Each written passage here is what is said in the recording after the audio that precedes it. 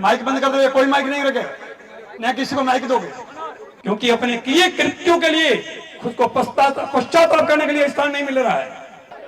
मेरा आप लोगों से अनुरोध है,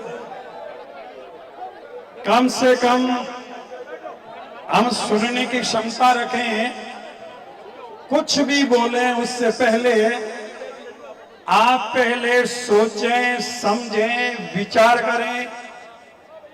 न किसी व्यक्ति विशेष के बारे में कोई चर्चा है, न कोई ईर्ष्या की भावना से चर्चा है। यहां चर्चा केवल समाज के लिए कर रही है, यहां चर्चा है वो धर्म के लिए की जा रही है। इसलिए मेरा आप लोगों से अनुरोध है, आप लोग भावना में बह करके अगर कोई इस तरह की हरकत करते हैं, ये बड़ी शर्मनाक बात है। मेरा आप लोगों से अनुरोध है, आप शांति से बैठे, इधर खड़ा है, नीचे बैठो भैया, नीचे बैठो, खड़ा कोई नहीं रहेगा, नीचे बैठो सब। अरे सब नीचे विराजिए, नीचे विराजिए। आज पूरे समाज के कोने कोने से श्रद्धालु यहाँ आए हैं, समाज के जिम्मेवार लोग यहाँ आए हैं, ट्रस्ट के कोषाध्यक्ष हरकंद राम जी, इसलिए आप नीचे के सदस्य पदार्थ चुके हैं। ठहर जाओ भैया, पदार्थ चुके मैं बोल दूंगा, इतना क्या शौक है, कहाँ की फट रहा तुम्हारा? मेरा माइक बंद कर दो, कोई माइक नहीं रखे, न किसी को माइक दोगे। बोलो जम्बेश्वर भगवान की। रामड़ावास के वासियों, यहाँ केवल रामड़ावास के लोग नहीं है, पूरे मारवाड़ से लोग आए हैं, हरियाणा से भी लोग आए हैं, बाहर से जितने भी लोग आए हैं, वो लोग इसलिए आए हैं जिनकी आस्था समाज में है, जिनकी आस्था परंपरा में है, जिनकी आस्था है कि हमारी सभ्यता है, संस्कृति है, जो हमारी परंपराएं हैं, उनको जिंदा रखने का तरीका क्या है, उनको हम परिपुष्ट कैसे कर सकते हैं, हम समाज को जिंदा कैसे रख सकते हैं। हमें चिंतन समाज के विषय में करना है, अतीत के इतिहास में झांकते हुए वर्तमान के परिप्रेक्ष्य में जो कुछ घटित हो रहा है, आने वाले समय में समाज के लिए इसका परिणाम क्या होगा, हमें चिंतन वो करना है। और कम से कम इतना तो मादा रखा करो, हमें सुनने की क्षमता होनी चाहिए। हिंदुस्तान का पूरा विपक्ष मोदी जी को गाली देते, कभी मोदी जी ने मुंह खोला तो कुछ अकल नहीं तो नकल भी कर लिया करो। मेरी बात को सुनना, समझने की कोशिश करना।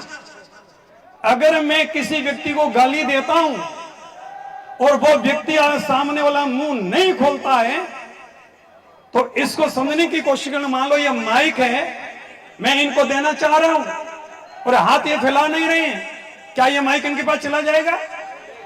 नहीं जाएगा ना। ये अगर समझ में आ रहा है, अगर कोई शब्द बोल रहा है, अगला सामने बोलता है, इसका मतलब उसने उसको कबूल किया है। अगर कोई प्रतिक्रिया नहीं आती है, इसका मतलब आपका शब्द आपके पास में। यहां समाज की चर्चा कर रहे हैं, धर्म की चर्चा कर रहे हैं। मैं सत्संग छोड़ करके बीच में आया, किसके लिए आया हूं? मुझे क्या स्वार्थ है ये तो बताइए मुझे आप। हाँ, समाज के युवा हैं, बुजुर्ग हैं, सबके भाव है।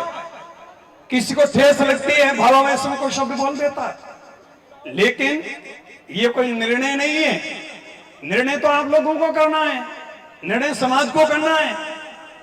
अगर हम छोटी छोटी बातों को लेकर के इस तरह से अगर समाज की कार्रवाई के अंदर विघ्न पैदा करेंगे, तो समाज के विषय में, धर्म के विषय में चर्चा कैसे होगी? सुनना।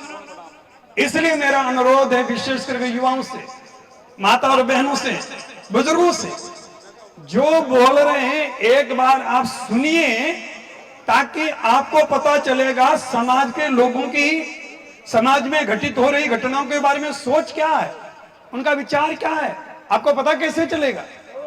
इसलिए एक बात सुनिए, प्रेम से सुनिए, श्रद्धा से सुनिए, हिम्मत करके सुनिए। अगर आपको कोई बात चुभती भी है तो भी सुनने का मादा रखिए। मारवाड़ी में कहावत है, आधो घड़ो हबड़क है। क्या कहते हैं? भरा हुआ घड़ा हो, सिर पे रहता, माता बहने हाथ नहीं लगाती, ऐसे लेफ्ट राइट करती चलती है, और आधा घड़ा सिर पे रख दो तो ये आधे घड़े हबड़क रहे हैं ना, ये शुभ संकेत नहीं है। घड़े को पूरा भर करके रखो ताकि आप में स्थिरता बनी रहे। धर्म का पहला लक्षण है धृति। धृति का अर्थ होता है धैर्य, और धैर्य इंसान में नहीं है। वो समझो परिवार के लिए घातक है, समाज के लिए घातक है, राष्ट्र के लिए घातक है, वो पृथ्वी पे बोझ है। इसलिए थोड़ा अपने आप को इस तरह से प्रस्तुत कीजिए कि हमारे में कुछ मादा है, हमारे में भी धैर्य है, हमारे में भी सुनने की क्षमता है। यहां जो चर्चा की जा रही है, बोलने वालों का कोई व्यक्तिगत स्वार्थ नहीं है। अगर आपको समाज की चिंता नहीं है, कह दो हमारे समाज में कोई चर्चा नहीं करेंगे, कोई नहीं बोलेगा। किसी को कोई कांचा नहीं फट रहा है, किसी को कोई बोलने की बीमारी नहीं है, किसी ने पागल कुत्ते को नहीं काटा जो आके बड़बड़ाना शुरू कर दे। 1 घंटा बोलो, 10 घंटा खाई खो दो, दोनों में एनर्जी बराबर नष्ट होती है। जानते हो, हमारी खूबी है खूब हम जानते नहीं, दूसरों की हम मानते नहीं। कब तक चलेगा इस तरह से ही? इसलिए शांति से सुनिए, टाइम बहुत कम है और जो वक्ता ज्यादा है। समाज का हित चाहते हो, शांति से बैठ के सुनिए और ध्यान से सुनिए।